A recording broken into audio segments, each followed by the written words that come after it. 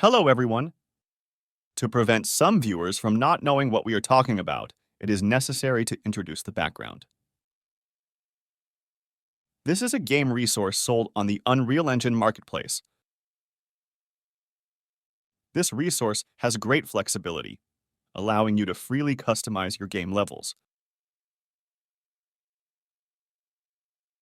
On https www.unrealengine.com, select Marketplace, you can enter them all. Search for Modular Dungeon in the search bar.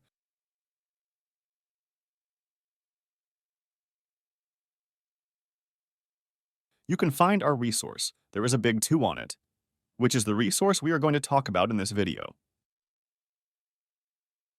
Let's get started. Through this overview map, let's see what contents are in the whole game resource pack. In this map, I divided the resources into 2 categories. One is static mesh, and the other is blueprint. First, let's take a look at static mesh. These are some architectural components, such as pillars, doors, and windows, etc. The construction here is split into different parts to facilitate us to control them in the game, such as opening doors, opening windows, and other operations. Next are some floors. Through different parts of the match, we can combine out different ground effects. These are some steps. Also can combine out a lot of styles to adapt to different positions. This row is the wall class. There are low walls, corner walls, straight walls, walls with door holes, etc. This is the furniture class. Currently, I made some, such as bed, bench, desk, flower stand, bookshelf, dining table, etc. There is another category, which is the props class, such as wine barrel, book, box, fire basin, etc. There is also this, which is a particle effect of the flame. To save resources, this particle effect is very simple. There are also some utensils, sculptures, pedestals, wood chips, decorative flags. This is our entire static mesh resource introduction. Now, let's focus on the blueprint components. When you use these components, you don't need to worry about the static mesh part. You just need to drag and drop these blueprint components from the blueprint folder. Okay, let me take a look at this column first. When you select a blueprint component from the details window, you can see if there are some operable public variables here. Here we see 3 rows of variables that can be defined. The first one is column type, drag. You can get 3 different shapes of columns: stone column, wood column, and 1 small section of wall, which can be used to finish wall. The variable below can control whether there is light. After clicking, we see a classical style fire basin on the column. This fire basin is still valid when you switch to the wooden column. Of course, the short wall doesn't have this. You can also light this up. The fire basin will load the flame particle effect. It looks like the wood inside is burning, and it looks good.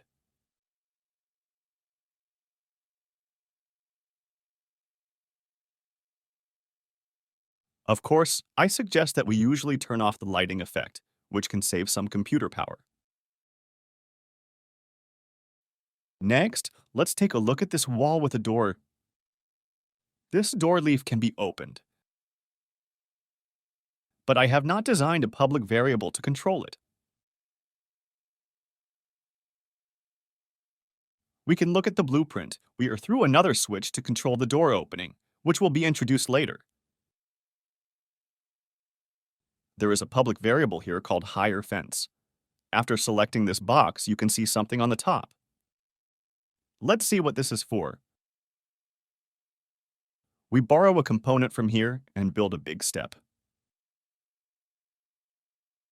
Start of the game, we let this player run over. Wow, jumped over. Yes, in the actual scene, you may not want the player to do this. There is a small error here. Just restart it later can fix it. You can ignore it now. Now we turn on this higher fence, and then drag this player spawn point closer.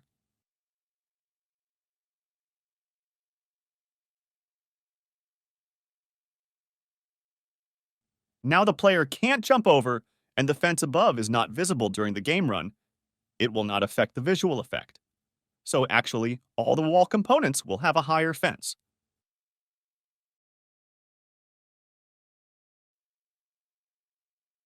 I suddenly found that I missed a section of the standard wall here.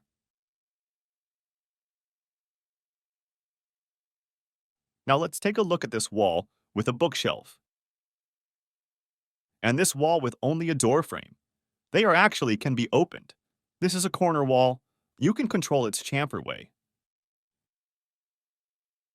You can also add a higher fence. This window can be manually opened. You can control the display mode here. There are bookshelves and solid walls to choose from, or you can leave it blank.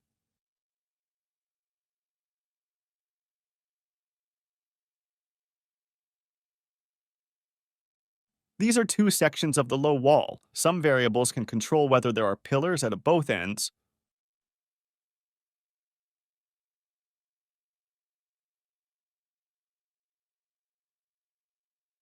This is the most commonly used straight wall. Its size is 3 mm long and 3 mm high. You can control whether there are pillars at both ends and higher fence. The pillars here do not automatically turn on light. If you want light, you can turn off the pillars here and then add the one with light. Okay, these are some blueprint components for the wall category. Next, let's continue to introduce the floor components. This is the most important standard piece.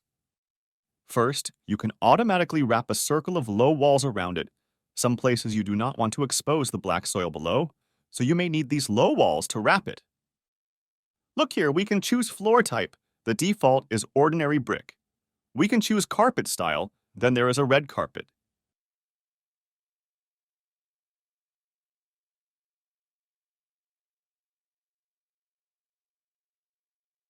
This is the style you can choose for the carpet. These can let you lay some shapes.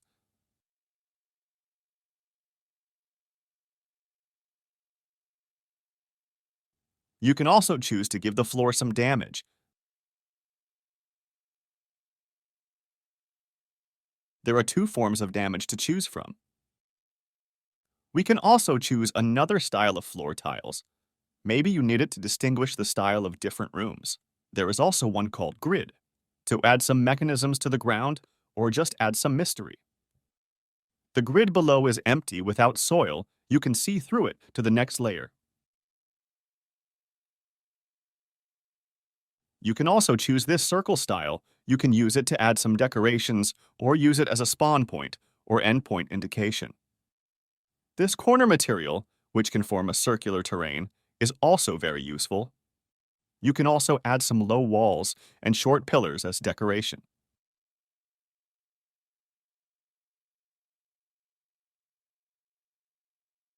These steps with corner shapes, you can adjust their chamfer shape.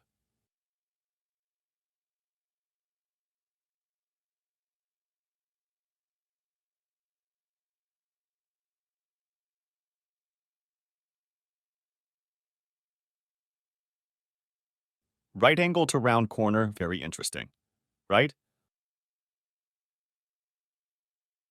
The last one is a straight section, there is no change. All right, let's take a look at the furniture components. This is a shelf full of books, with no public variables. But when we open the blueprint editor, we can see that there are still some designs here.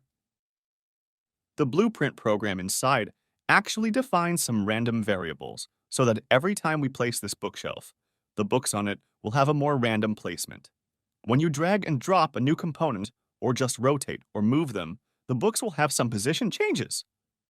The shelf for placing jars is the same. It can randomly generate some position changes Very good. There is a desk here. You can even control each drawer.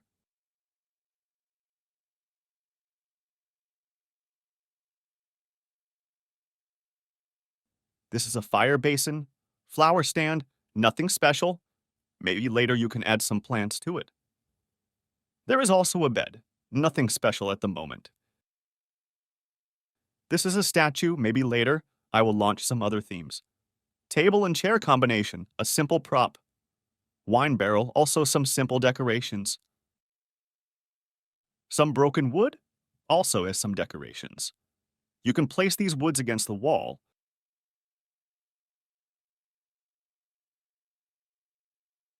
There is a treasure chest here. You can open the lid. Maybe there are some treasures inside. Finally, let's take a look at this controller. They are very important. They are important tools for you when designing levels. We can go to the Blueprint controller directory to see them. At the end of each name, we can see the words door, shelf, and solid. We can roughly infer their role. First, look at this BP controller door. It looks like it can control the door. On the right side of the property bar, let us select a target, click, and you can see the class it can accept, which is the BP door open class component. Therefore, we find this component from the Blueprint folder and drag it in.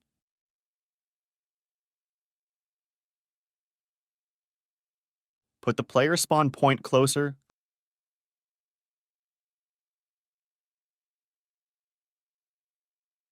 Click play. And we step on it. The button is stepped on, but nothing else seems to change. These buttons can also be stepped on. This button is a bit special. I'll talk about it later. Exit. There are some errors because we just stepped on a lot of things. They were damaged. Just kidding. This says that they can't find their target because we didn't specify their control object for this button. Now let's specify a control object for this button. Click this straw button. You can see that you can use it on the BP door open class object. The others are not. We click on this door and run the game again. When the player steps on it, the door opens. Great. Then look at this shelf control button. Drag this button. And then drag the shelf component.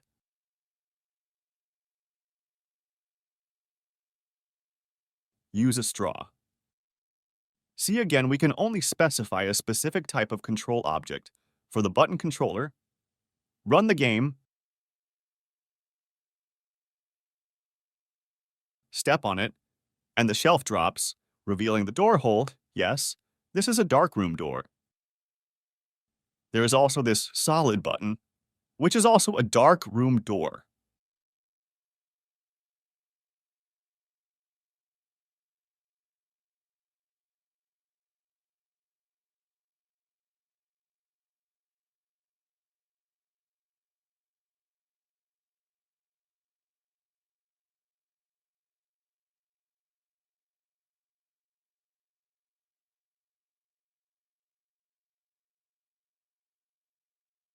It is worth mentioning that a button can only control one door.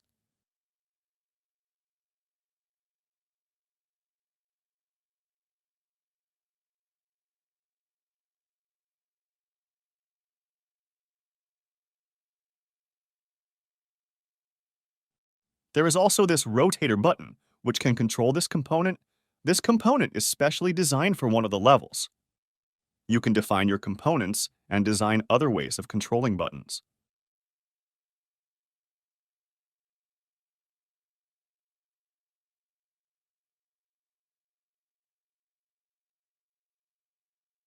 After we step on it, this floor rotates, of course, a bit lazy. There is no animation effect here. When you leave, the button does not recover. You step on it, and there is no effect.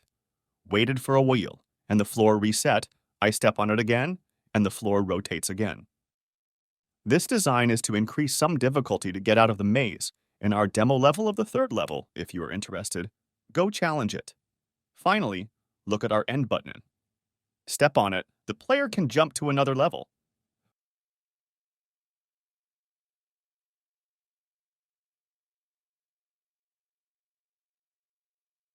First, we need to copy the name of another level map.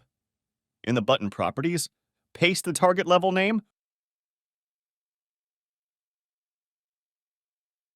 Run the game. Step on it. Wow. Transfer, this is the initial position of level 3. Okay, the introduction of static mesh and blueprint is completed. I hope it will help you. Thank you for watching.